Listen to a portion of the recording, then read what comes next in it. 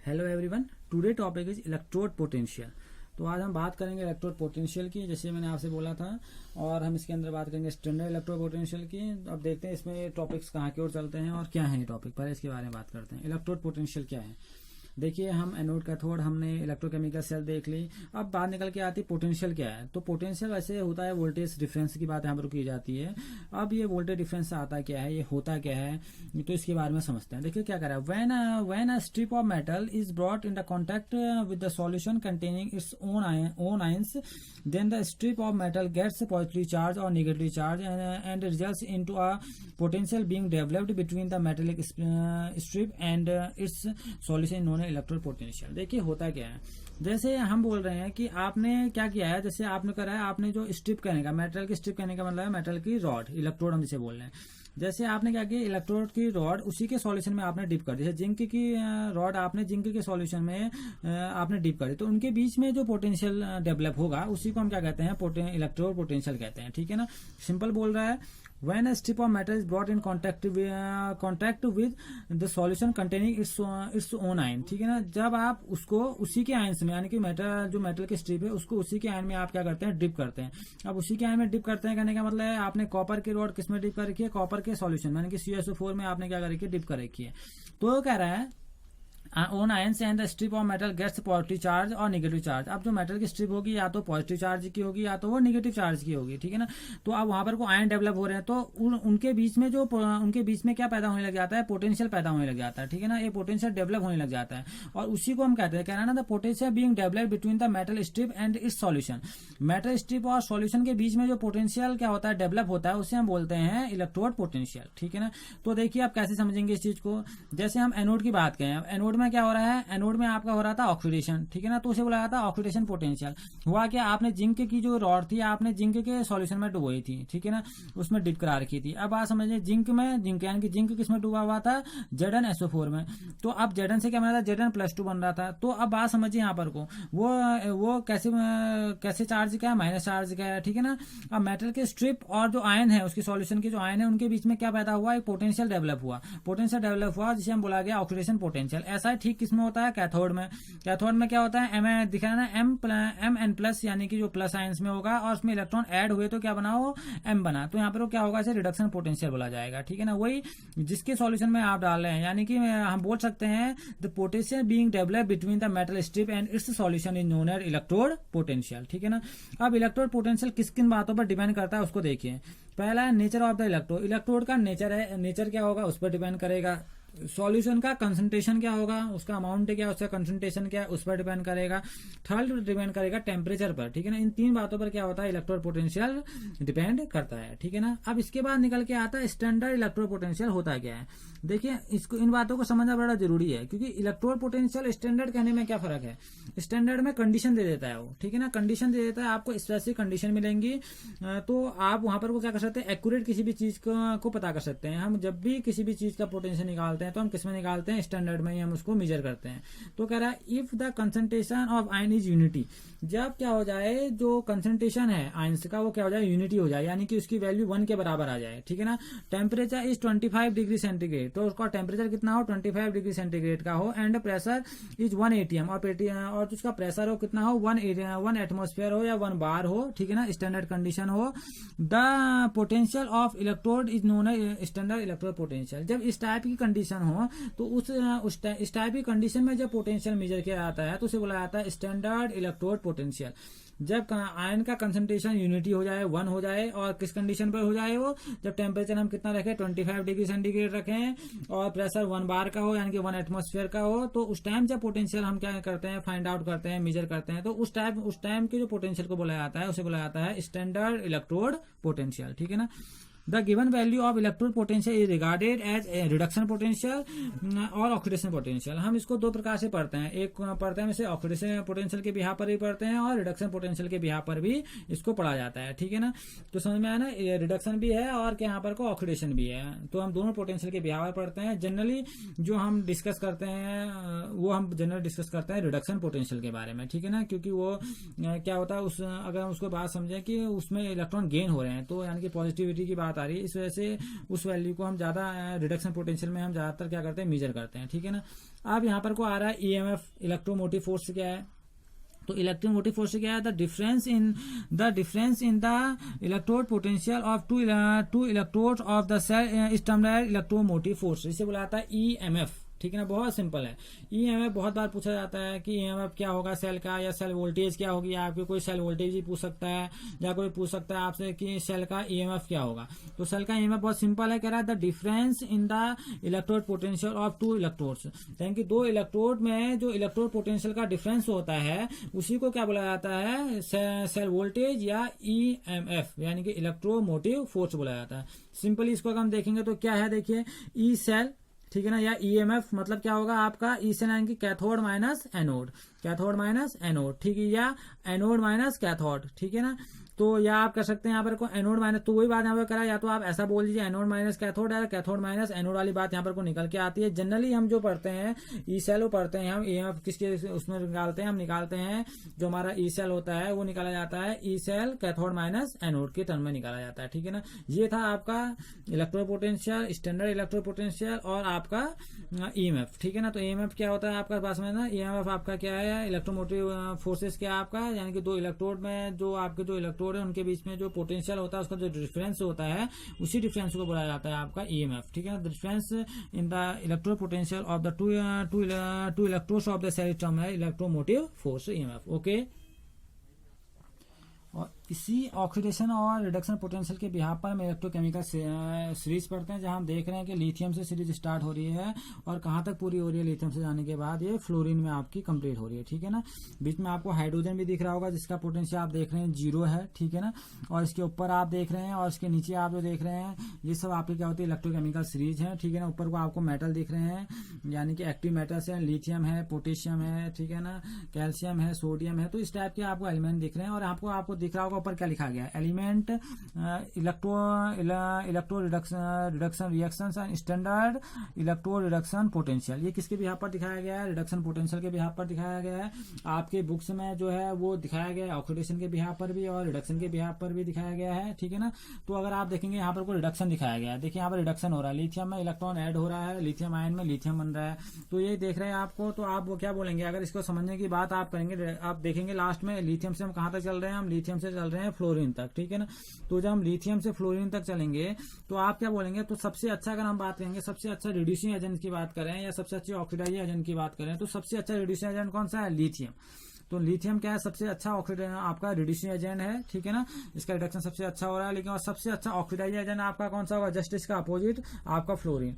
और फ्लोरीन का देख रहे हैं आप वैल्यू देखिए पॉजिटिव में है, ठीक है ना। और जो आपका दिख रही है आपका जो negative value, highest negative value आप देख रहे हैं 3.05 जो देख रहे हैं, माइनस की जो वैल्यू आप देख रहे हैं किसकी, वो लिथियम की है। तो आप क्या लिथियम की रिड्यूसिंग स्ट्रेंथ सबसे ज्यादा होगी और फ्लोरीन की ऑक्सीडाइजिंग एजेंट्स की जो स्ट्रेंथ होती है, यानी कि सबसे अच्छा आपसे कहेगा पावरफुल ऑक्सीडाइजिंग एजेंट कौन सा है, तो फ्लोरीन है। और पावरफुल रिड्यूसिंग एजेंट कौन सा होगा, आपका लिथियम होगा। इसलिए आपने देखा भी होगा लिथियम एल्यूमिनियम हाइड्राइड सबसे अच्छा आपका रिड्यूसिंग एजेंट है, ठीक है ना। वो इस बिहाफ पर है क्योंकि इसमें इलेक्ट्रोकेमिकल सीरीज के बिहाफ पर रखा गया है। बीचों बीच आपका रखा गया यहाँ पर को हाइड्रोजन दिख रहा होगा आपको, इससे ऊपर के जो एलिमेंट होते हैं इसके नीचे के ऊपर के एलिमेंट इसको रिप्लेस करते हैं, नीचे के एलिमेंट रिप्लेस नहीं कर पाते हैं, ठीक है ना। हाइड्रोजन की 0 रखी गई है, ठीक है ना, क्योंकि हाइड्रोजन से क्या करते हैं हम क्या करते हैं, इलेक्ट्रोड पोटेंशियल को मेजर करते हैं। देखिए हाइड्रोजन से हम इलेक्ट्रोड पोटेंशियल को मेजर कैसे करते हैं, इस बात को समझ लेते हैं। तो इलेक्ट्रोकेमिकल सीरीज तो हमने देख ली। देखिए यहाँ पर कोई टॉपिक आता है मेजरमेंट ऑफ इलेक्ट्रोड पोटेंशियल, बहुत सिंपल है। देखिए अगर हमारे पास हम बोले the potential of individual half cell can not be measured, हम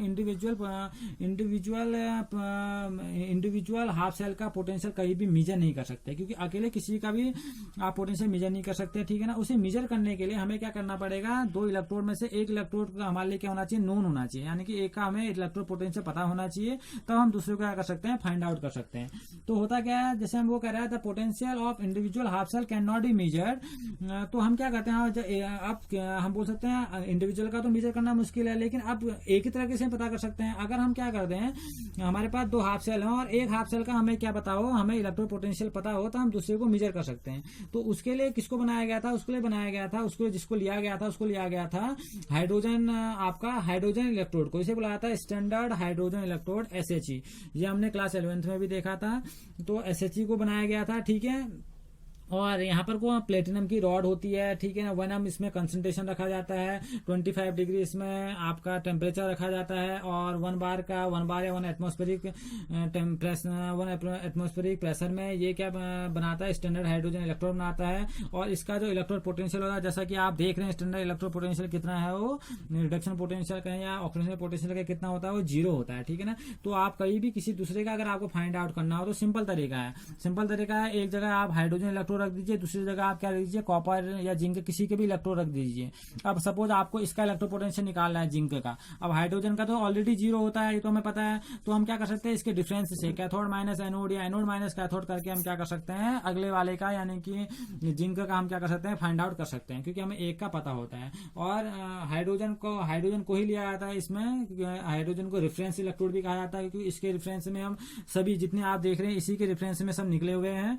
तो क्योंकि हाइड्रोजन को रेफरेंस मानते हुए इन सभी के इलेक्ट्रोड पोटेंशियल की बात की जाती है, ठीक है ना। तो मेजरमेंट करने का सिंपल तरीका है कि हम स्टैंडर्ड हाइड्रोजन इलेक्ट्रोड लें और सेकेंडरी इलेक्ट्रोड को, कोई भी अननोन इलेक्ट्रोड को से बगल में रखें, तो हम क्या कर सकते हैं, इजीली हम क्या कर सकते हैं, इलेक्ट्रोड पोटेंशियल का मेजरमेंट कर सकते हैं। क्योंकि हाइड्रोजन का क्या होता है, 0 होता है, और सेकेंडरी का जो अननोन है उसको आप निकाल सकते हैं, इजीली फाइंड आउट कर सकते हैं, ठीक है। तो ये एक तरीका है निकालने का, और निकालने के तरीके में बता चुका हूँ आपको। सिंपल तरीका है कि आपका E यानी कि कैथोड माइनस एनोड, यानी कि रिडक्शन होगा कैथोड में, और एनोड में क्या होगा, आपका ऑक्सीडेशन होगा। तो सिंपल तरीका वहां पर वो रख दीजिए, आपको उनकी वैल्यू भी निकलने लग जाएंगे, ठीक है ना। तो ये तरीके हैं मेजरमेंट निकालने के, और इसको फाइंड आउट करने का तरीका है, ठीक है ना। अब हम डिस्कस करेंगे नस्ट इक्वेशन। अब हम बात करेंगे नस्ट इक्वेशन की। अब नस्ट इक्वेशन आएगी, पहले इस बात को समझ लेते हैं। लेकिन नस्ट इक्वेशन क्या होती है, नस्ट इक्वेशन जो हेल्प करती है वो इलेक्ट्रोड पोटेंशियल को फाइंड आउट करने में ही हेल्प करती है। लेकिन अभी तक हम इलेक्ट्रोड पोटेंशियल की बात, हमने इलेक्ट्रोकेमिकल सीरीज देखी तो सब स्टैंडर्ड स्टेज में थी। जैसे हमने बोला कि हाइड्रोजन इलेक्ट्रोड को लेके आप करेंगे तो सब स्टैंडर्ड स्टेज में था। लेकिन यहाँ पर तो नस्ट इक्वेशन ने अलग क्या दिया, देखिए इसने अलग क्या दिया, Nernst equation can be use to calculate cell potential of non standard condition. जो अगर आपके पास स्टैंडर्ड कंडीशन नहीं भी है तो भी आप सेल पोटेंशियल फाइंड आउट कर सकते हो, इसके बारे में बताया था नस्ट ने, ठीक है ना। और दूसरी बात एक जो नस्ट इक्वेशन है can be applied for half cell reaction also. Nernst equation एक ऐसी एकमात्र इक्वेशन है, यूनिक इक्वेशन है, जो हाफ सेल्स के लिए भी क्या कर सकती है, अप्लाई कर सकती है। नहीं तो आप देख रहे थे अभी तक रिडॉक्स होना बड़ा जरूरी है। तो जो नस्ट इक्वेशन है वो उसका जो आप सेल पोटेंशियल कैलकुलेट कर सकते हो, नॉन स्टैंडर्ड कंडीशन में भी आप सेल पोटेंशियल कैलकुलेट कर सकते हो। नस्ट इक्वेशन का ये यूज है, और इसको अप्लाई कर सकते हो हाफ रिएक्शन में भी, ठीक है। और दूसरी बात अगर हम बात करें, ये डिपेंड्स करती है concentration of solute and the partial pressure of the gas if any dependency. अब देखो डिपेंडेंसी कहने का मतलब यहाँ पर को समझना होता क्या है, जो हमारी नस्ट इक्वेशन है ये डिपेंड करती है प्रोडक्ट और रिएक्टेंट पर, कि कितने प्रोडक्ट और रिएक्टेंट बना रहा है, ठीक है ना। Cell potential depends on temperature and on the composition of reaction mixture, क्योंकि जो आपका सेल पोटेंशियल होता है डिपेंड करता है टेम्परेचर पर, और जो रिएक्शन मिक्सचर आपने बना रखा है वो क्या, उसका कंपोजिशन है कैसा है, उस पर डिपेंड करता है सेल पोटेंशियल। और ये डिपेंड करता है, it depends upon the concentration of solute and the partial pressure of gas. क्योंकि यहाँ पर को बात निकल के आएंगे आगे के टर्म में, जब हम बात करेंगे इक्वेशंस में, यानी कि जब हम इक्विलिब्रियम कांस्टेंट के साथ इसको जोड़ेंगे नस्ट इक्वेशन को, तो या गिब्स फ्री एनर्जी के साथ जोड़ेंगे, तो वहां पर कोई बातें क्लियर होनी बड़ी जरूरी है, ठीक है ना। क्योंकि अब यहाँ से हम नस्ट इक्वेशन की ओर चल रहे हैं। देखिए नस्ट इक्वेशन क्या दी जाती है, नस्ट इक्वेशन दी जाती है E cell equal to, E cell यानी कि जो आपका ई सेल है इक्वल टू होगा E0 minus RT upon NF log E base पर, ठीक है, नेचुरल बेस पर प्रोडक्ट अपॉन रिएक्टेंट। जो E0 है स्टैंडर्ड इलेक्ट्रोड पोटेंशियल है आपका, ठीक है। और जो आपका R है वो गैस कांस्टेंट है, ठीक है, यूनिवर्सल कांस्टेंट होता है। T आपका टेम्परेचर है, ठीक है, जिसे हम स्टैंडर्ड में स्टेज में लेंगे, ठीक है ना। F है आपके फराडे कांस्टेंट है, जिसे वो लिया आता है 96500, ठीक है ना, कूलम्ब्स पर मोल। और जो N है यहाँ पर को N है, इस पर नंबर ऑफ इलेक्ट्रॉन गेन्ड और लूज इन बैलेंस इक्वेशन में कितने इलेक्ट्रॉन लूज हुए, कितने इलेक्ट्रॉन गेन हुए, इसको बोला जाता है एन। तो ये इक्वेशन क्या आपकी, आप समझ गए यहाँ पर क्या स्टैंडर्ड इलेक्ट्रोड पोटेंशियल है, आर आप जानते हैं आपका गैस कांस्टेंट है, टी आपका टेम्परेचर हो गया, एफ फैराडे कांस्टेंट हो गया, एन यानी कितने इलेक्ट्रॉन गेन हुए, कितने इलेक्ट्रॉन लूज हुए उस बैलेंस इक्वेशन में, और प्रोडक्ट अपॉन रिएक्टेंट आप देख ही रहे हैं, ठीक है ना। तो यहाँ पर को जब हम इसे सॉल्व करते हैं, जब इसकी इक्वेशन निकल के आती है, तो इसकी इक्वेशन किसके बिहाफ पर आती है, अगर हम देखेंगे तो गिब्स एनर्जी के बिहाफ पर भी आती है इसकी इक्वेशन, ठीक है ना। यानी कि हमने एक इक्वेशन पढ़ी थी delta G equal to delta G not plus R T log K, तो उसके बिहाफ पर हम इसको निकालते हैं। यहाँ हमें डायरेक्टली इस चीज को दिया गया है कि इस चीज को आप कैसे फाइंड आउट करेंगे। तो इसको फाइंड आउट करने का सिंपल तरीका है, देखिए यहाँ पर को आपने यहाँ पर जो उन्होंने निकाल रखा, लास्ट में निकाल रखा ई सा इक्वल टू ई नॉट, और जो इनको सॉल्व करके निकलता है 0.0591 अपॉन एन लॉग 10 बेस पर आ गया प्रोडक्ट अपॉन रिएक्टेंट, ठीक है ना। या हम इसे बोल देते हैं, हम इसे बोल सकते हैं लॉग क्यू भी बोल देते हैं इसे हम, ठीक है, लॉग क्यू लॉग के, तो इस टर्म में भी लिखा जा सकता है, ठीक। तो ये अब ये हुआ कैसे होगा, इस बात को अगर हम देख लें तो ये बात देखिए, ये कंडीशन यहाँ पर को दी गई है, एम से आपका क्या बन रहा है, एम प्लस बन रहा है, एनी इलेक्ट्रॉन जा रहा है एनोड में जा रहा है, तो एनोड की बात होगा तो क्या होगा, आप यहाँ पर वो क्या बनेगा आपका प्रोडक्ट अपॉन रिएक्टेंट M1, ठीक है ना।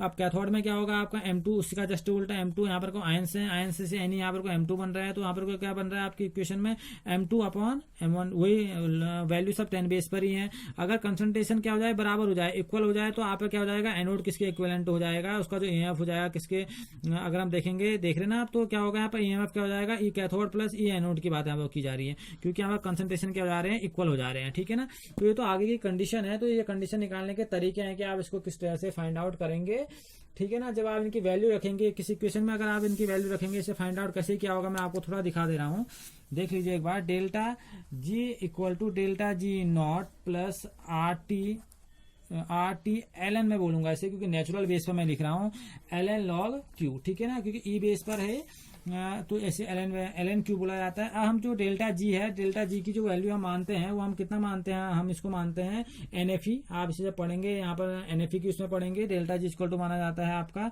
माइनस NFE के इक्विवेलेंट होती है आपकी एनर्जी, तो माइनस NF, यहाँ पर को ई किसमें है, स्टैंडर्ड में है, हम वैल्यू रख दे रहे हैं, प्लस आपका अगर लॉग है नेचुरल बेस पे है, हम इसे कन्वर्ट करेंगे 10 बेस पर, तो क्या बन जाएगा, ये मल्टीप्लाई होता है 2.303, यहाँ पर को आपका क्या हो जाएगा 2.303 RT यहाँ पहले से है, अब LN था, अब क्या हो जाएगा लॉग किस बेस पर होगा, 10 बेस पर हो जाएगा Q, ठीक है। तो इसको थोड़ा सॉल्व कर लेंगे हम, तो इसको थोड़ा सॉल्व करेंगे तो आपको जो निकलेगा यहाँ से निकलेगा ई इक्वल टू E0, इसे सॉल्व करेंगे हम, E equal to E0 minus क्या आएगा 2.303 अपॉन NF लॉग 10 बेस पर Q, ठीक है ना। ये आ गया आपका। अब आप यहाँ पर वो क्या लीजिए, T ले लीजिए आप 298 के, R ले लीजिए यहाँ पर को 8.314, ठीक है ना, और जो F है वो ले लीजिए आप 96500 C। तो यहाँ पर कुछ अगर आप रखेंगे तो आपको क्या मिलेगा, आपको मिलेगी जो इक्वेशन आप देख रहे हैं कि कैसे आई है, आपकी बुक्स में दी नहीं गई है, तो आएगी 0.059 अपॉन N लॉग 10 बेस पर Q। तो ये आपका Q का मतलब यहाँ पर क्या है, रिएक्शन क्वोशिएंट से है, इसको आप Q के आप क्या ले सकते हैं, प्रोडक्ट अपॉन रिएक्टेंट, ठीक है ना, जो आप यहाँ पर को लिख रहे हैं, ठीक है। तो हमने इस तरह से इस चीज को क्या दिखाया है, यहाँ पर को दिखाया है, ये दिख रहा है ना। तो इक्वेशन यहाँ से आनी स्टार्ट हुई थी, ठीक है। ये हमारी है आपकी नेक्स्ट इक्वेशन आप हाइड्रोजन इलेक्ट्रोड के भी लगा सकते हैं, आप मेटल सॉल्युबल इलेक्ट्रोड के भी लगा सकते हैं, ठीक है ना। ये सिंपल तरीके यहाँ पर को आप देख रहे हैं, कैथोड एनोड के लिए यहाँ पर को दिखाया गया है, ओके। ये हमारी नेक्स्ट इक्वेशन थी। अब हम नेक्स्ट इक्वेशन को हमने देखा कि हम कैसे उसको सेल में कर सकते हैं, कैथोड एनोड में करना होगा तो प्रोडक्ट अपॉन रिएक्टेंट की बात आ जाती है, लॉग क्यू हम यहाँ पर को कह रहे हैं आपसे, प्रोडक्ट अपॉन रिएक्टेंट यहाँ पर को ऐड कर देना, नीचे जो आएगा आपका आयंस के फॉर्म में आप इसे जनरली हम रखते हैं, और ये हमारी क्या है नेक्स्ट इक्वेशन भी है, ठीक है। तो हमारे नेक्स्ट इक्वेशन को तरीका है निकालने का। अगर नेक्स्ट इक्वेशन को इक्विलिब्रियम कांस्टेंट के टर्म में निकालें, केसी के टर्म में निकालें, तो होता क्या है ना, एक टाइम के बाद क्या होता है, जैसे कि आप देख रहे हैं जिंक के आयन बन रहे हैं, और यहाँ पर से क्या बन रहा है, कॉपर Cu+2 से क्या बन रहा है, Cu में जा रहा है, ठीक है ना। तो अब देखिए एक में ऑक्सीडेशन हो रहा है, एक में रिडक्शन हो रहा है, ठीक है ना। एक टाइम ऐसा भी आएगा जिस टाइम क्या होगा, Cu+2 और Zn+2, यानी कि जो आपने इलेक्ट्रोड होंगे Cu+2 और Zn+2 के जो आयन होंगे, उनके कंसंट्रेशन क्या हो जाएंगे, सेम हो जाएंगे, एक टाइम पे क्या हो जाएंगे, बराबर हो जाएंगे। जिस टाइम में बराबर हो जाएंगे तो वोल्ट मीटर की रीडिंग क्या हो जाती है, 0 हो जाती है। उसका मतलब है जो आपका ई सेल होता है, ई सेल की वैल्यू कितनी हो जाती है, वहां पर को 0 हो जाती है, ठीक है ना। ई सेल की वैल्यू क्या हो जाएगी आपकी, 0 हो जाएगी, जिसकी वजह से आप देखेंगे कि यहाँ पर को जो वैल्यू निकल के आएगी आएगी वो आएगी आपकी इसी से आएगी E0 सर, अब स्टैंडर्ड की बात हम करेंगे। E0 सर इक्वल टू क्या जाएगा आपका, अगर हम इस इक्वेशन को अगर हम उसी बेस पर लाएं, यानी कि अगर मैं इस इक्वेशन को अगर हम शॉर्ट करते हुए लाएं, यहाँ पर को बोलें 2.303 के टर्म में लाएं, अगर मैं इस इक्वेशन को 3 यानी कि ये इक्वेशन आपको दिख रहा है log q के टर्म में, अगर मैं इसको थोड़ा सही करूँ तो ये क्या बन गई, ये बन गई 2.303 NF या log 10 बेस पर। अब मैं अगर 10 बेस पर कह रहा हूँ, मैंने जिंक का उसके केस में बता रहा हूँ, तो मैं क्या हो जाएगा जिंक आपका Zn+2 और ऊपर क्या बन जाएगा Cu+2 इस टाइप का, यानी कि प्रोडक्ट अपॉन रिएक्टेंट की बात आ जाती है, ठीक है ना। अब इक्विलिब्रियम की कंडीशन में क्या होता है, इक्विलिब्रियम की कंडीशन में जो इनकी वैल्यू होती है वो किसके बराबर हो जाती है, वो वैल्यू हो जाती है Kc के बराबर हो जाती है, ठीक है ना। यानी कि इक्विलिब्रियम की कंडीशन में जब इक्विलिब्रियम की कंडीशन देखेंगे, यानी कि जब आप देखेंगे इक्विलिब्रियम की कंडीशन, यानी कि जब आप इक्वेशन देखेंगे तो इक्वेशन क्या होगी, Zn+Cu+2 इक्वल टू क्या होगा, Zn+2 प्लस CO। जब ये रिएक्शन किस में आ जाए, इक्विलिब्रियम की कंडीशन पर आ जाए, उस टाइम ये इसकी वैल्यू किसके बराबर हो जाती है, Kc के बराबर हो जाती है, ठीक है ना। Kc के बराबर हो जाती है तो जो हमारा जो आपका बोल सकते हैं नेक्स्ट इक्वेशन हो जाती है, वो क्या बन जाती है, नेक्स्ट इक्वेशन हो जाती है ECl इक्वल टू बन जाती है 2.303 NF, यानी कि यहाँ पर को RT, सॉरी यहाँ पर को RT नहीं लगाया था, RT आपका 2.303 RT अपॉन NF लॉग आपका जो निकला 10 बेस पर निकला Kc। तो यहाँ पर को आपने किससे कर दिया, Kc क्या आपका इक्विलिब्रियम कांस्टेंट है, तो ये इससे क्या हो सकता है, फाइंड आउट हो सकता है। तो नेक्स्ट इक्वेशन किस टर्म में आ गई, अब यहाँ पर को ये आगे इक्विलिब्रियम कांस्टेंट के टर्म में आ गई, ठीक है ना। तो सिंपल तरीका है किसी भी चीज को दिखाने का, आप इस चीज को इससे मेजर कर सकते हैं, इस चीज को इससे दिखा सकते हैं, ठीक है ना। तो ये तरीके हैं इन चीजों को फाइंड आउट करने के, ठीक। तो यहाँ पर को RT पॉइंट ठीक हो गया। अब हम इसमें बात करें एक और कंडीशन निकल के आती है, वो कंडीशन है आपकी electrochemical cell in Gibbs free energy. अगर गिब्स फ्री एनर्जी के टर्म में बताना हमने इसे डेल्टा जी के टर्म में, तो डेल्टा जी की वैल्यू होती है -NFE, ठीक है ना। NFE होती है -NFE, ये किसे बताता है, ये बताता है अगर डेल्टा जी की वैल्यू माइनस में होती है तो ये जो रिएक्शन होती है क्या होती है, स्पॉन्टेनियस रहती है, ठीक है ना, यानी कि फिजिबल है। देखिए दो कंडीशन होती है, दो कंडीशन याद कर लीजिएगा। अगर आपका E0 यानी कि ई सेल की वैल्यू आपकी क्या आती है, पॉजिटिव आती है, इलेक्ट्रोपोटेंशियल की वैल्यू आपकी पॉजिटिव है, तो रिएक्शन फिजिबल भी होगी, स्पॉन्टेनियस भी होगी।